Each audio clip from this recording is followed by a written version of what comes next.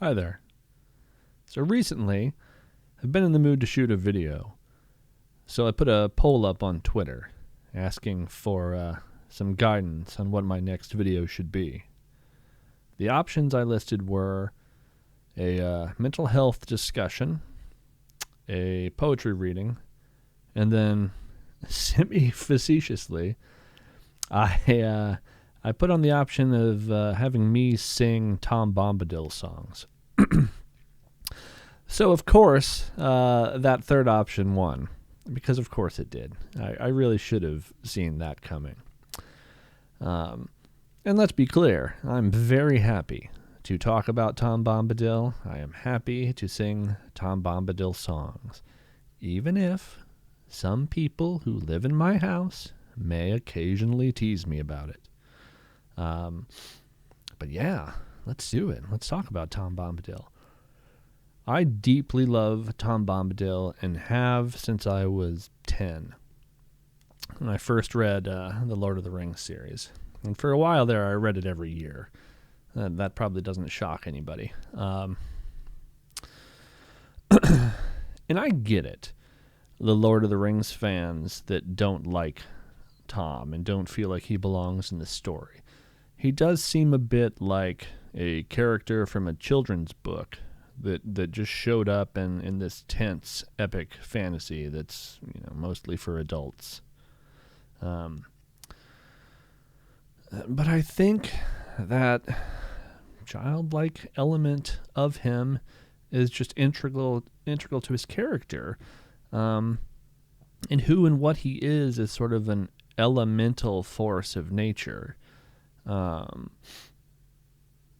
it's interesting too. Yes, there are some childlike aspects of Tom Bombadil, but there's also a lot of darkness and mystery that Tolkien puts into the character. I mean, think about lines from the text. Tom Bombadil is first and fatherless. Tom remembers the first acorn, the first raindrop. I mean, Tom remembers when weather started. So, it seems clear that he is one of the forces that shaped that world, and he is still lingering in a country of his own devising, within borders of his own devising, singing songs about the color of his boots, bringing flowers to his darling. And there's just something so wonderful about that to me. We're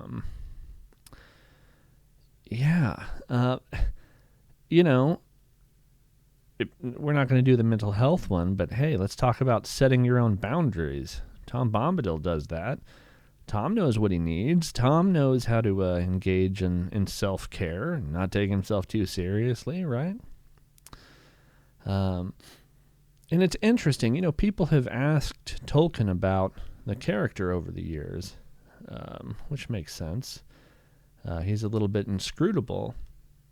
And there's been some talk about Tom representing Tolkien's sort of feeling of remorse for the loss of the countryside he remembered as a boy. But at one point, Tolkien outright said that we're not solving the Tom Bombadil mystery. That narratives like this need an element of the unexplained. That's part of what Tom is doing there. And I think that's great. I think that's the best kind of fantasy writing. Is, you see the shadow of deeper concepts, but they're not laid out for you. It's a signal to the reader that you need to bring your own imagination to bear here. That part of what this narrative is doing is going to be a collaboration in making meaning between you and the text. Yeah, it's just wonderful. So I'm here. I have on my fluffy blue bathrobe that puts me in a Tom Bombadil mood. Went for a long walk in the woods earlier today. I just did some baking. All of these things feel appropriate for some Tom Bombadil singing. Yeah, everybody here's asleep. There's a dog snoring not far from me. So, forgive me, I'm not a singer, but I do have enthusiasm. So let's dive into some Tom Bombadil songs. I think I know all the lyrics that Tom Bombadil sings, but I'm going to go ahead and open up a lyric sheet just because I think I'm in the habit of ad-libbing a bit when I do it, since I just do it for my own entertainment here and there during the day. I also sing various snippets of Tom Bombadil songs if I'm trying to kind of warm up my voice for podcasting. So that's the other thing that I do with these songs. So Tom sings a series of songs, and I don't suppose I'll sing all of them, but maybe I'll pick some of my favorites, and we'll go through a little bit of what the story is involving Tom. I love these songs. Okay, so let's start when the hobbits are down by the Withy Windle and Merry and Pippin get stuck in Old Man Willow. And what should they hear? Hey, come, Merry Doll, dearly doll, my darling. Light goes the weather wind and the feathered starling. Down along under hill, shining in the sunlight, waiting on the doorstep for the cold starlight. There my pretty lady is, river woman's daughter, slender as the willow wand, clearer than the water. Oh, Tom Bombadil, water lilies bringing, comes hopping home again.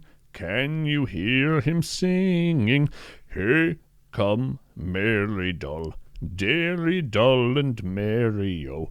Goldberry, goldberry, merry yellow berry, oh. Poor old willow man, tuck your roots away. Tom's in a hurry now, evening will follow day. Tom's coming home again, water lilies bringing. Hey, come, dearie doll, can you hear me singing? And that song starts a fun pattern of Tom's role in the book of interrupting a bleak situation with fun nonsense singing. And we know Tom is older than language. Can you really call it nonsense in the context of the story? I think Tom gets to make up whatever words he wants. So Tom frees the hobbits from the malicious Old Man Willow, and he goes on ahead of them, and he instructs them to follow after. Up along, my little friends, up the Withy Windle. Tom's going on ahead, candles for to kindle. Down west sinks the sun, soon you will be groping. When the night shadows fall, then the door will open. Out of the window panes, light will twinkle yellow. Fear no alder black, heed no hoary willow. Fear neither root nor bough, Tom goes on before you. Hey, now, Merry Doll, we'll be waiting for you. So the hobbits follow along, and the woods seem tamed by Tom's passing. They have a lovely party with Goldberry and Tom. You know, there are some bad dreams, but they remember that Tom tells them that Nothing can enter his house. And he explains to them why he was down by Old Man Willow to gather the water lilies.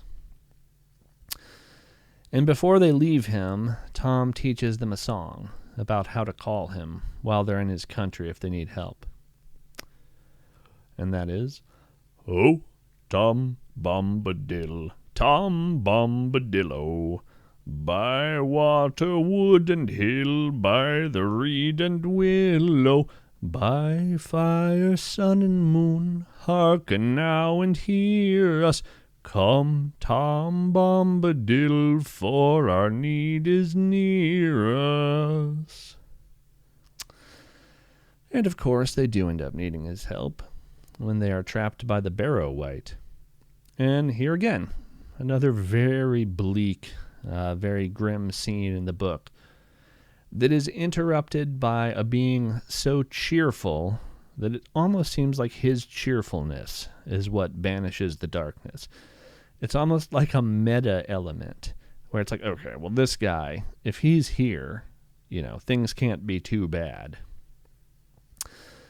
So Frodo calls to him from the barrow, trapped in this, undead tomb by this monster.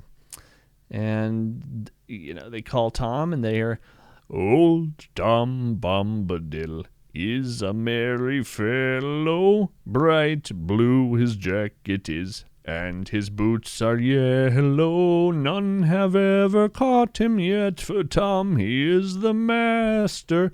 His songs are stronger songs, and his feet are faster." And then he sings away the Barrow Wight. And he regathers their ponies, he warms them, and he sees them to the edge of his country. And there at the edge, he says, Tom's country ends here. He will not pass the borders. Tom has his house to mind, and Goldberry is waiting. I think that's just wonderful. I mean, partly it's that Tom doesn't have any interest in conquest. He doesn't want to be a power out in the world. That's not what his power is for. His power is about gathering flowers for a loved one. It's about tending the hearth. It's about, learning the language of badgers. And I think the narrative of the book explains that power to us and then signals a real respect for that kind of power. We see that again in Tolkien's words about the power of the Shire, about the hobbits that are these sort of quiet domestic folk that are tough as old tree roots. So it's interesting to me that in this big epic fantasy of armies clashing and wizards and monsters, that there is real respect paid to the sort of elements in life I love, right? Wandering in the woods, noticing things about nature, baking, being by the fireside, bringing simple pleasures to the people you love. So, yeah, I love Tom Bombadil. I hope you do too.